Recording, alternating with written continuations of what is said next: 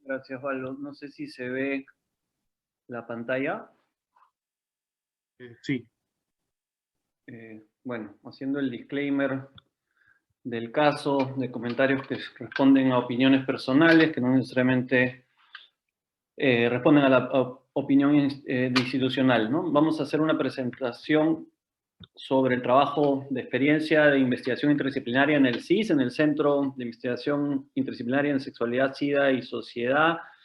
Lo interdisciplinario está en el nombre. Este es un centro que ya tiene más de 20 años de trabajo, que empezó en el campo de prevención de VIH relacionado a temas de género y sexualidad con poblaciones estigmatizadas y marginadas. En este caso hablábamos de la concentración de la epidemia en poblaciones y personas de la diversidad sexual, hombres gays, hombres bisexuales, mujeres trans. Y el centro se forma en un momento en el que estaba en boga el empezar a abordar las determinantes de la epidemia, de una epidemia que estaba llevada también por aspectos de corte moral, político, que tenían un correlato en el ordenamiento social y que generaban que la epidemia se pueda concentrar en grupos más específicos que otros, como es el caso en Latinoamérica y en la mayoría de los países del norte global.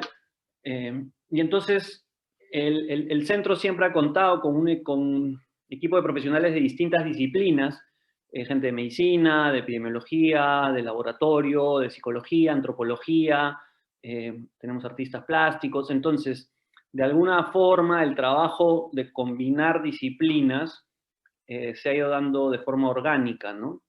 Y en este sentido también un enfoque de salud pública, ¿no? Un enfoque de entender cómo mejorar la salud entendida como bienestar, ¿no? De todos los que estamos en una sociedad, nos lleva a tener que abordar diferentes dimensiones en paralelo, ¿no? En un sistema de salud hay un aspecto de valores, con qué valores se enfoca, hay un aspecto ideológico, hay un aspecto político, hay un aspecto técnico, hay un aspecto social, y entonces el trabajo en salud pública, la praxis de la salud pública es interdisciplinaria, ¿no? Uno puede segmentarla, lo hemos visto en la pandemia, y se corre el riesgo de que luego se generen normativas que se estrellen con una realidad que es bastante más compleja. Entonces, en el trabajo ahora voy a presentar 3 ejemplos y luego unas reflexiones breves de lo que hemos ido aprendiendo en este tiempo, ¿no? El centro, como digo, yo estoy en el centro ya hace como 14 años más o menos, pero el centro está desde el año 2000, 2001. Y en ese sentido, a nivel, bueno, epistemológico, en la línea de lo que se comentaba en la presentación anterior, uno de los retos del trabajo interdisciplinario es el poder consensuar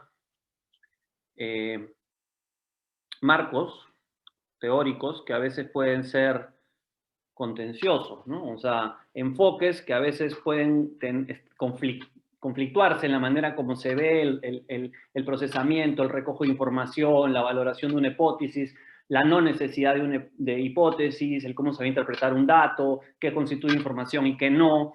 Ese es el tipo de cosas que a veces están en conflicto. Sabemos que en nuestro campo a veces se prima más uno sobre otro, a veces está de moda un paradigma y eso va cambiando, ¿no? Pero lo que hay que entender es que, como se mencionaba también en la presentación anterior, esa objetividad se va construyendo y se va construyendo por consenso, ¿no? Entonces, en ese sentido, la interdisciplinariedad permite poder abordar unas problemáticas que son sociales de manera conjunta, en paralelo. Es complicado, pero tiene una utilidad. Vamos a presentar 3 ejemplos rápidos.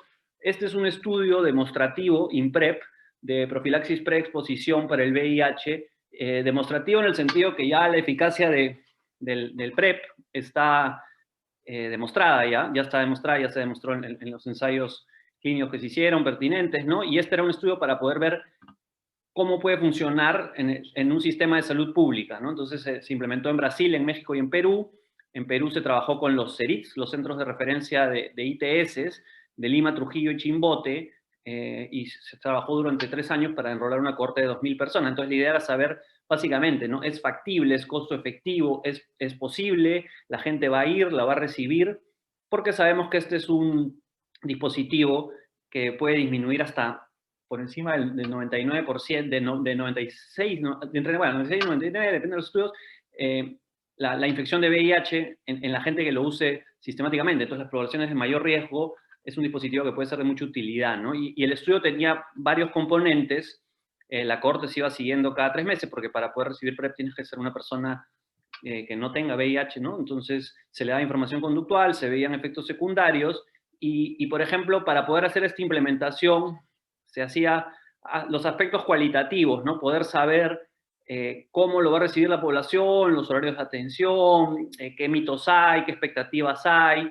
Lo mismo para saber quiénes no están recibiendo, si las personas que se lo convirtieron, o sea, es un poco lo cual, y en ese sentido da una posibilidad de entender con más profundidad los procesos. ¿Qué están pensando las personas, las perspectivas, cómo se relaciona eso a las conductas, ¿no? También se hace un estudio de seroprevalencia para determinar el riesgo de la población, encuestas de conocimiento, y luego ha venido un aspecto mucho más técnico centrado, digamos, en lo que sería después la posibilidad de una política pública, saber si esto es costo efectivo y saber las preferencias de uso para determinar o recomendar cómo es que esto se podría implementar luego como parte de las estrategias de prevención del MINSA, ¿no? Nosotros acabamos de terminar, yo acabo de terminar una investigación con mujeres trans de 16 a 24 años en Lima, y algo que me llamó muchísimo la atención es que la prevalencia de VIH que hemos encontrado es de 40%, ¿no? Yo tenía datos, obviamente no son comparables, pero datos de hace como 10 años, la prevalencia en ese grupo era de 17%, ¿no? Entonces, claramente hay una urgencia de tener dispositivos de prevención que sean accesibles, ¿no? Ahora, el tema es cuando tienes una población que está por fuera del sistema de salud, que no llega, y cuando llega es discriminada. Entonces, de nuevo, si uno quiere implementar una estrategia, por ejemplo, no te puedes quedar solo en cómo hacer que el dispositivo esté en el centro, porque si la gente no llega al centro hay que entender por qué. Y ahí es donde la interdisciplinaridad, el trabajar con ciencias sociales, el abordarlo de otra manera en conjunto, permite poder diseñar algo que sea un poco más, que aterrice mejor y que produzca la transformación que queremos, ¿no? Entonces, bueno, este estudio permitió confirmar que la población tenía un riesgo elevado, incrementar el nivel de información. Básicamente, el estudio demuestra que es posible implementar PrEP, que es costo efectivo y que debería ser usado, debería estar disponible como una estrategia de salud pública del Programa Nacional de VIH, ¿no? Para prevención. Y obviamente el programa de tratamiento ya existe desde el año 2004, ¿no? Pero en prevención nos hemos quedado un poco las mismas estrategias desde el año 98 más o menos, ¿no? Otro proyecto, el proyecto Orgullo, este es un proyecto que combina una intervención de la psicología social de Susan Kegel, es una psicóloga social de UCSF, que ella básicamente trabajó mucho con centros comunitarios liderados por la misma población. En su caso eran hombres gays en Estados Unidos, pero en este caso se trabajó con hombres gays, bisexuales, mujeres trans, que generan espacios que permiten talleres de aprendizaje, de autocuidado, reforzar, trabajar con el estigma, con la homofobia, la transfobia, y eso en sus investigaciones ella lo demostró, y esta es una de estas intervenciones que se llaman DEBIS, basadas en evidencia, reconocidas por el CDC de Estados Unidos, y que se ha ido buscando adaptar acá, pero se le agregó un componente que es, además de hacer esa parte, trabajamos con el sistema de salud, con un hospital en Lima Sur, el Hospital María Auxiliadora, trabajando con el equipo de VIH para hacer entrenamiento y sensibilización del personal médico, de enfermería, del personal encargado de la atención de VIH, para que trabaja con esta población que, como repetimos siempre, es altamente estigmatizada, discriminada, hay prejuicios que se repiten, y eso genera pues que la persona no llegue y se refleja luego en las cifras y en los datos que tenemos, ¿no? Entonces, sí, trabajar con una estrategia que se llama navegadores, gente que acompaña a las personas seropositivas para que puedan sortear las barreras del sistema, que pueden ser burocráticas, que a veces pueden ser también de gasto de bolsillo, y se puedan enrolar al programa Targa, ¿no? Entonces, este estudio ha terminado hace poco, estamos en fase de análisis, sí tenemos datos que la navegación incrementó, o sea, las personas que pasaron por este programa a los 6 meses habían llegado más rápido a la supresión viral, ¿no? O sea, a tener el tratamiento, como mencionamos, combina psicología social, con epidemiología, con ciencias sociales, y la idea, como decimos, es tratar de pensar el sistema de salud en una comunidad, en un área de Lima, como un ecosistema donde tienes a las redes, que se conocen, que pueden reforzarse entre ellas en espacios que les permita mejorar su autocuidado, mejorar algunos aspectos de salud mental, que les permita afrontar mejor un potencial diagnóstico positivo y trabajar con un sistema de salud para mejorar la calidad de atención. Otro proyecto tiene que ver con derechos humanos y violencias de personas trans en el Perú, el proyecto Únicas, con el que trabajamos por 5 años, y acá puse esto de violencia estructural, ¿por qué? Porque lo ponía como ejemplo, ¿no? Porque nos pidieron responder a violencia, y en ese enfoque era, ya, okay, ¿qué cosa es violencia? ¿No? Entonces se pensaba en violencia directa, violencia sexual, violencia interpersonal, pero nosotros decidimos usar un enfoque de violencia estructural, que es acuñado por Jonah Galtung, un científico social noruego, que él enfoca como violencia la disparidad entre la potencialidad que tiene un individuo de alcanzar sus metas, de tener una educación, trabajo, una vida plena, y lo que ocurre en la sociedad. Entonces, esa brecha se considera violencia, es una violencia que parte de la estructura, de las inequidades de la estructura.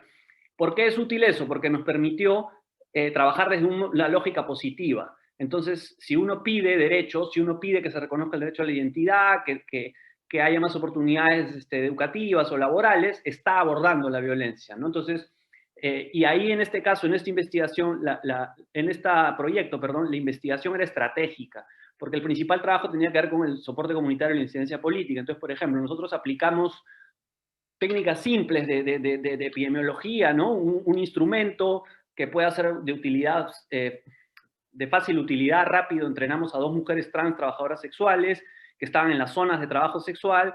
Por 1 año estuvieron documentando casos. Recogimos 150, de los cuales 104 eran de mujeres trans trabajadoras sexuales, y documentamos que el 70% de las denuncias de violencia eran cometidas por policía y serenazgo, ¿no? Insultos, golpes, mojarlos con agua, agresión con armas, ¿no? Entonces, tienes la exclusión social, la marginación, la transfobia, porque son los vecinos los que se quejaban con la policía, genera que la policía lleve a estos mecanismos de erradicación de violencia sistemática. Al mismo tiempo, las mujeres trans están en la calle porque no tienen otras oportunidades de trabajo, y se genera un ciclo que es un círculo vicioso, ¿no? Que perpetúa la violencia.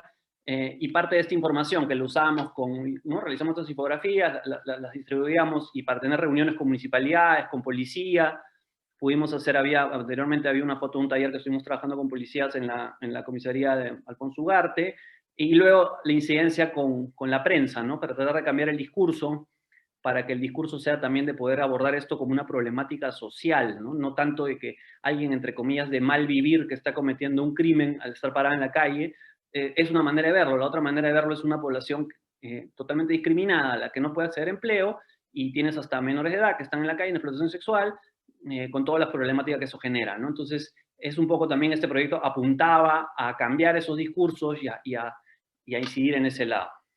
Entonces, ya para terminar, ¿no? Algunas reflexiones del trabajo interdisciplinario en salud pública.